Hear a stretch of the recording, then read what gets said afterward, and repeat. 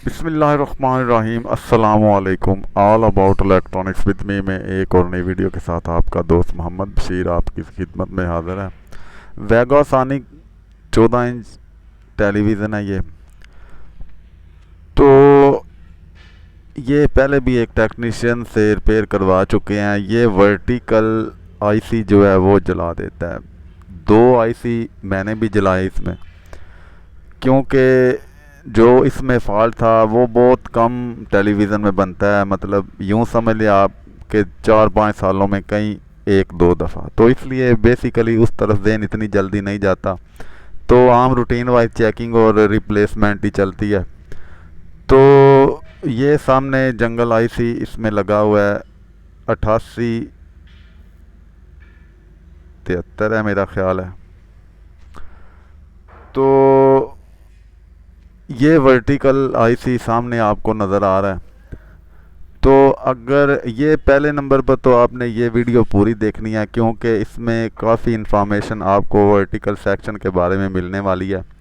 और अगर आपके साथ भी ऐसा होता है वर्टिकल आईसी जो है वो जल जाता है, तमाम रीज़न मैं आपको बताऊंगा कि वर्टिकल आईसी अगर आधा घंटा घंटा चलने के बाद जलता है वो क्या रीज़न होती हैं, अगर फ़ौरन से जल जाता है तो फिर वो क्या रीज़न होती हैं। तो सबसे पहले जो आईसी का जल जाना होता है वो हाई पावर सप्लाई से होता है, क्योंकि 24 वोल्ट इसकी सप्लाई है। अगर इसे 35-40 वोल्ट तक सप्लाई जाएगी तो ये चलेगा, लेकिन उसमें कम से कम ये 15-20 मिनट आधा घंटा निकाल जाता है। इसमें 24 वोल्ट पूरी सप्लाई इसकी आ रही है। इस सप्लाई पर इसे जलना नहीं चाहिए, क्योंकि ये फ़ौरन ही जल जाता है लगाने के कभी 10 सेकंड बाद, कभी 20 सेकंड बाद और कभी 1 मिनट के बाद। और मज़े की बात, हीट भी नहीं करता। हीट भी नहीं करता मतलब स्विच लगाते ही कोई स्विचिंग में ऐसा मसला आता है कि ये आईसी जल जाता है। तो दो से आईसी इसके मैंने भी जलाए थे। तो फिर तीसरा आईसी जब लगाया तो फिर इसकी जो में असली फॉल्ट था वो पहले इसका जो चीज़ें बदली वो मल्टीमीटर से बिल्कुल ठीक बता रही थी।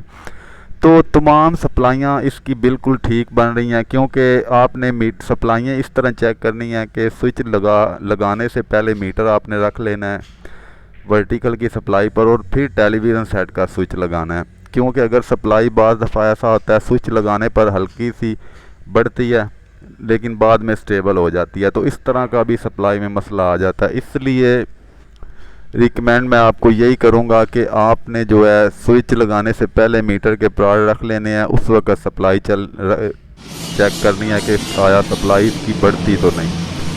तो वर्टिकल जो योक है उसके जो कंटिन्यूटी है वो भी बिल्कुल ठीक है, क्योंकि इस वक्त मैं इसकी रूटीन वाइज चेकिंग कर रहा हूँ। वर्टिकल जो ग्रिप है वो थोड़ा बहुत ओवर हीट लग रहा है। तो इस तरह के जो मसले होते हैं उन्हें वर्टिकल ग्रिप से लेकर पावर सप्लाई तक चीज़ें जो हैं वो चेक करनी पड़ती हैं, क्योंकि कहीं पर भी स्पार्क हो सकता है। वर्टिकल के ग्रिप वाले एरिया को भी अच्छी तरह वॉश करना है आपने। और जो नीचे जहाँ पर ये लगता है अगर वहाँ पर आपको बर्न सर्किट नज़र आ रहा है तो उसे भी आपने काटना है। कहीं पर भी सेंटर में थोड़ा सा भी आपको आईसी की पिनों के दरमियान या वर्टिकल योक की पिनों के दरमियान आपको बर्न सर्किट यानी कि थोड़ा थोड़ा काला सर्किट नज़र आ रहा हो तो उसे आपने किसी भी ब्लेड या किसी भी नोकीली चीज़ से आपने काटना है। तो सबसे पहले जो है मैं इसका आईसी ये जो जल चुका है ये निकाल रहा हूँ, और ये नए आईसी और ठीक आईसी के साथ रिप्लेस करने के बाद जो है फिर आपको आगे बताऊंगा कि इसमें मेन क्या मसला है।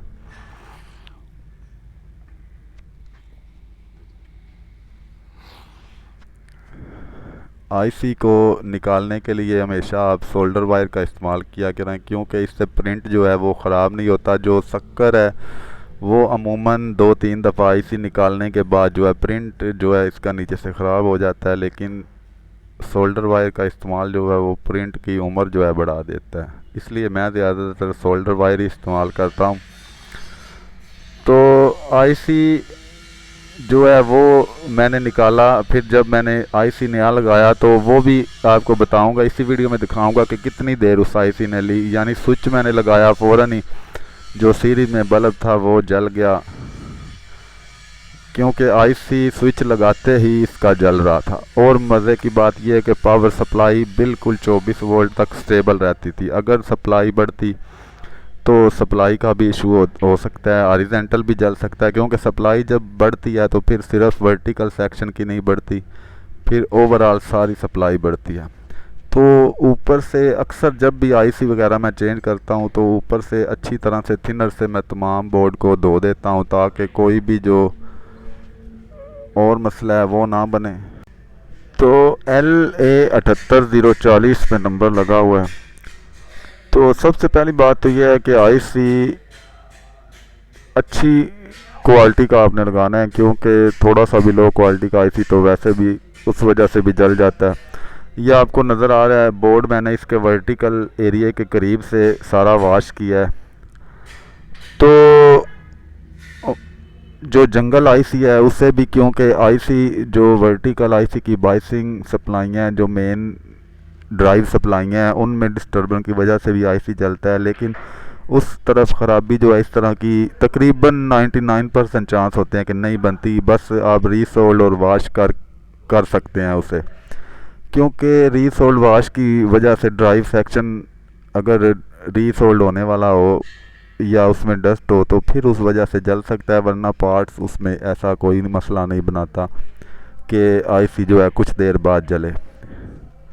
तो आईसी मैंने रिप्लेस किया इसका। अभी आपने देखना है कि मैं यूँ ही इसका स्विच लगाऊंगा, थोड़ी देर ही स्क्रीन में लाइन खोलेगा और आईसी इसका जल जाएगा। ये मैं इसलिए आपको दिखा रहा हूँ क्योंकि मैं शॉर्टकट में वीडियो भी बना सकता था। पूरी तफसील जब आपको पता नहीं चलेगी तो फिर आपको फॉल्ट की समझ नहीं आएगी। तो वर्टिकल ग्रिप को ऊपर से अच्छी तरह मैंने धो दिया इसको, और नीचे से जो है रीसोल्ड भी कर दिया, और सेंटर में इसमें हल्का पुल्का जो गर्म नज़र आ रहा था वहाँ भी ब्लेड या किसी भी सुई से आप सफाई कर सकते हैं। तो चूँकि ड्राई सोल्ड जो है वो ज़्यादातर मसला टेलीविज़न में ड्राई सोल्ड की वजह से बनता है, इसलिए मैं सबसे पहले इन चीज़ों को ही देखता हूँ और आपको भी अक्सर रिकमेंड करता रहता हूँ कि आप ड्राई सोल्ड का ज़रूर ध्यान रखा करें, क्योंकि टेलीविज़न सेट में ज़्यादातर पार्ट्स के जलने की वजह यही होता है।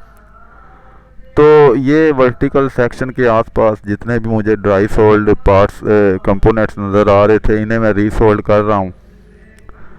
तो रीसोल्ड भी कर दिया इसे मैंने, ये सारे एरिए को वर्टिकल योक से लेकर वर्टिकल ड्राइव सेक्शन तक, जंगल आईसी को भी ऊपर से वॉश किया है, लेकिन इसने फिर भी आईसी जो है वो जला दिया था। तो तकरीबन 2 दफ़ा ये देखें स्विच लगाते ही ओवरलोड बल्ब होना शुरू हो गया। ये देखें फ़ौरन ही इसने वर्टिकल आईसी दोबारा जला दिया। तो अब मैं मज़ीद इसकी अच्छी तरह से ऊपर से सफाई करूँगा, लेकिन ये सारा कुछ करने के बाद भी इसमें से जब मैंने 2 पार्ट्स इसके चेंज किए थे तो फिर उसके बाद इसने आईसी नहीं जलाया। अल्हम्दुलिल्लाह ये कम से कम 1 हफ़्ते बाद मैं वीडियो वॉइस ओवर कर रहा हूँ। अभी तक वो टेलीविज़न जो है बिल्कुल ठीक, जानने वाला एक कस्टमर है उसके बाद बिल्कुल ठीक चल रहा था।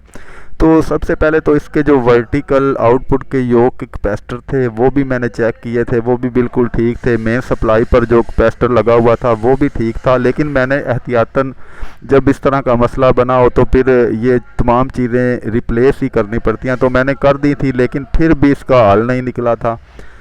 तो एंड में जो ये कैपेसिटर इसके योक की तरफ जा रहे और ऑसिलेशन ड्राइविंग जो वर्टिकल की सिस्टम की तरफ से आती है, छोटे कैपेसिटर लगे होते हैं, उन्हें भी मैंने चेक किया था। तो मेन फॉल्ट जो इसका निकला था वो इसका ये जो सीरीज सप्लाई डायोड बिल्कुल वर्टिकल के पास लगा होता है, जिस एक पिन पर 24 वोल्ट आते हैं, फिर डायोड में से गुजर कर अगली पिन पर 24 वोल्ट जाते हैं।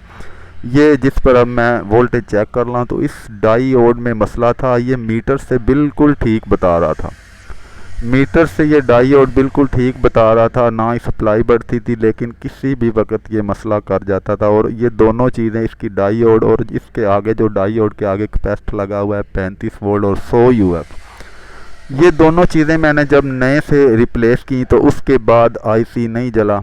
अब भी एक आईसी और जलेगा, इसी वीडियो में मैं आपको दिखाऊंगा, लेकिन वो थोड़ी देर के बाद जलेगा।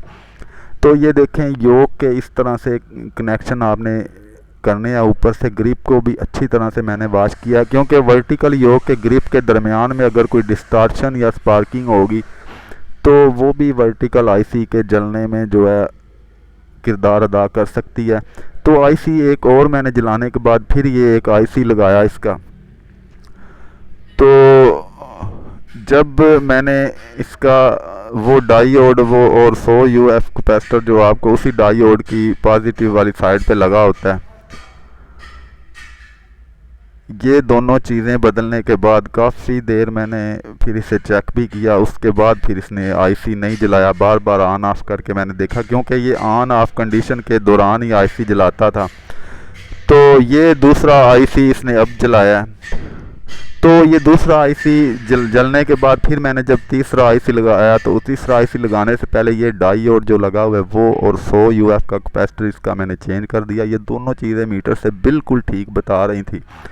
तमाम एरिया को भी मैंने क्लीन किया अच्छी तरह से। बर्न एरिया जो लाइनिंग के दरमियान बर्निंग पॉइंट मुझे नज़र आ रहे थे वो भी मैंने इसके साफ़ किए, बाकी कैपेसिटर भी बदले। लेकिन जो मेन मसला हल हुआ था वो ये डायोड और 100 यूएफ का कैपेसिटर बदलने के बाद हल हुआ था।